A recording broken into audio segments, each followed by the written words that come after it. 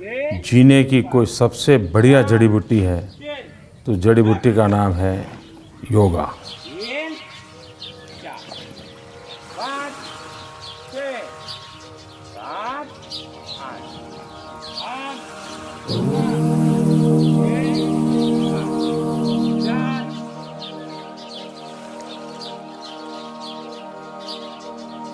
योगेन चित्तस्य पदेन वाचा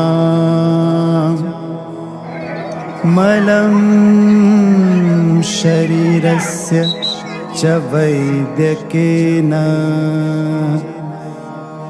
योपाकरोत्तं प्रवरं मुनीनां